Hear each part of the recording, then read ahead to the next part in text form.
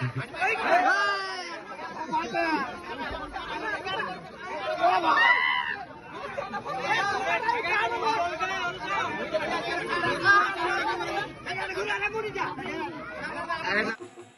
आमार सुप्रिय दर्शक এখন আপনারা দেখতে পাচ্ছেন রাতের অন্ধকারে ভিডিওটা করা হচ্ছে একবারে দুর্গম মানে পরিস্থিতি আপনারা দেখতে পাচ্ছেন যেটা এটা হচ্ছে আপনার কি বলবো পুরুলিয়া মানবাজার রুট এটা কেন্দ্রা থানার অন্তর্গত বিন্দুটি গ্রামে একটা কিন্তু অজগর সাপ বের হয়ে যায় এবং সেটাকে কিভাবে ধরছে গ্রামবাসী দেখুন এবং সে ধরে পর কোথায় ছাড়ছে বা কি হচ্ছে তার সমস্ত বিবরণ আমরা তুলে ধরছি গোটা রাস্তাটাকে যে মেন সড়ক সেই মেন সড়ককে বন্ধ করে দিয়েছিল সেই সাপটি তো কিরকম ভাবে সে এখানকে এসেছিল এবং কত বড় ছিল তার সমস্ত বিবরণ আপনারা দেখতে থাকুন এই ভিডিওর মধ্যে দিয়ে যে দুজন আছেন ইনারাই উদ্ধার কার্যটা চালাচ্ছে যে সাপটাকে কিভাবে ধরেছিল বা কি কারণে ধরেছিল আর কোথায় ছাড়লো তার সমস্ত বিবরণ আমরা তুলে ধরেছি এই ভিডিওর মধ্যে দিয়ে তো তাই আপনারা কন্টিনিউ ভাবে দেখতে থাকুন আর উদ্ধার কার্যটা কিভাবে হচ্ছে সেইটা আগে দেখুন যে মেন রোডে কি ঘটনাটা ঘটলো আর কি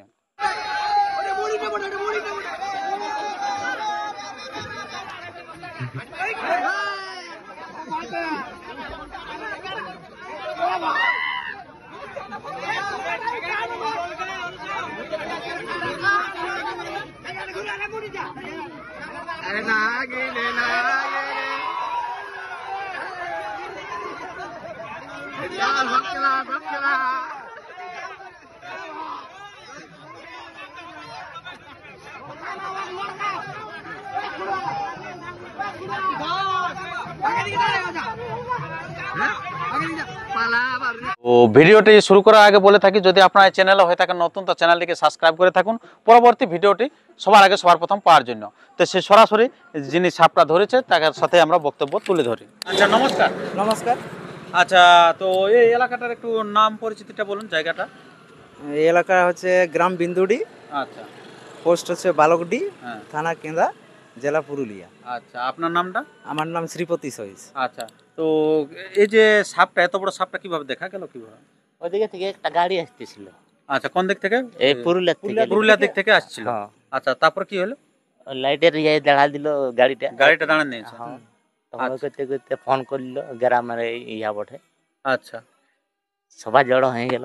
আচ্ছা গোটা গ্রামের লোক জড়ো হয়ে গেল তারপরে এটা ইটের গাদায় ঢুকেছে। হ্যাঁ ইটের গাদায় ঢোকার বাদে প্রচন্ড লোক মানে জড়ো হয়েছে।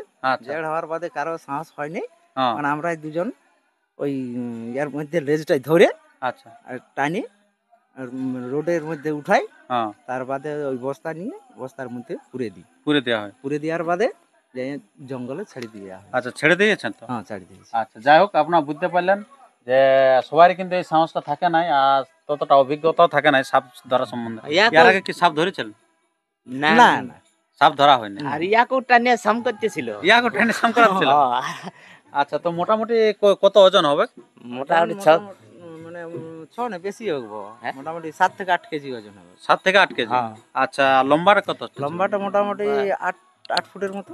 8 ফুট 8 ফুট আর মোটামুটি 6 থেকে 7 কিলো ওজন হবে হ্যাঁ, নাকি হ্যাঁ। আচ্ছা আপনারা বুঝতে পারছেন যে কিরকম বড় ছিল আর কি আর আপনারা তো দৃশ্যটা দেখলেন যে কিভাবে ধরেছে আর কি বিশাল ব্যাপার নাকি বিশাল ব্যাপার, গোটা গ্রামের লোক জড়ো হয়ে গেছিল এখানে। গোটা গ্রামে গোটা বিন্দুটি গ্রামবাসী নাকি হ্যাঁ হ্যাঁ আচ্ছা তো এই যে এই সাপটা যে ধরলেন হ্যাঁ ধরে কিরকম লাগলো মানে ইয়ার পূর্বে ছুঁয়েছিলেন সাপ কবু হ্যাঁ ছিল রম লাগতেছিল ইয়ার মতো। ভয় লাগে না ভয় হ্যাঁ? ভয় লাগলো, ফুর্তি লাগতেছিল, দমে ফুর্তি কেন? দমে লোক দমে লোক লোকের ইয়ে একটু ভালো লাগছিল না? ভালো লাগতেছিল। আচ্ছা আচ্ছা আর যদি বিপদ কোনো ঘটে যেত যে সাপের উপর হাত দিচ্ছেন না সবাই তো জিজ্ঞাসা করছে তো বলছে কামড়ায় নাই, বলছে ওই সাপটাই বলছে কামড়ায় নাই। এই সাপটা কামড়ায়নি নাকি না আচ্ছা আচ্ছা।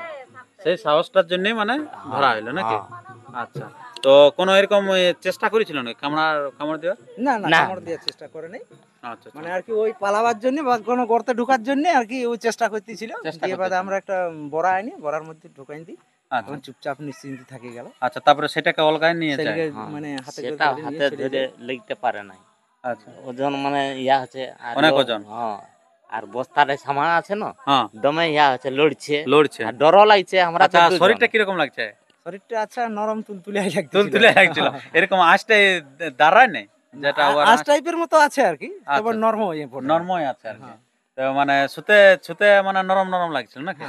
আচ্ছা, ঠান্ডা কিরকম লাগছিল? ঠান্ডা ছিল। ঠান্ডা ছিল। আচ্ছা, আপনারা বুঝতে পারছেন। যাই হোক, মানে ইনারাই ধরে সেই জায়গাটা কোথায় ছাড়লেন, কোথায় বলুন? আমরা ওই রাখাব জঙ্গলে ছাড়ি দিয়েছি। রাকাব জঙ্গলে ছাড়ি চলে এসেছেন। হ্যাঁ।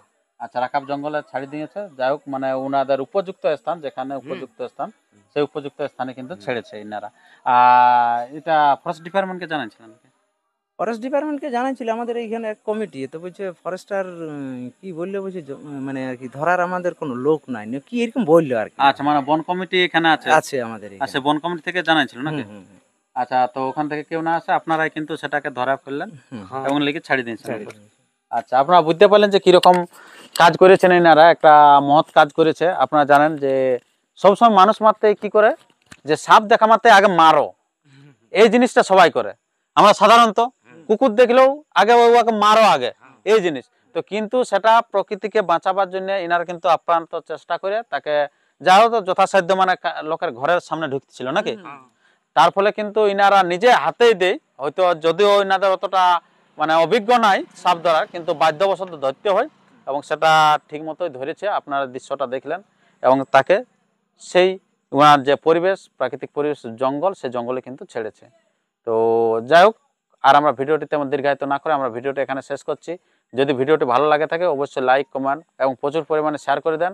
আপনারা সবাই জানাবেন যে প্রকৃতিকে বাঁচাও এবং নিজেও বাঁচো। ওনাদেরকে ওনাদের জায়গায় থাকতে দেন, আপনারা আপনাদের জায়গায় থাকুন এবং সতর্কে থাকুন।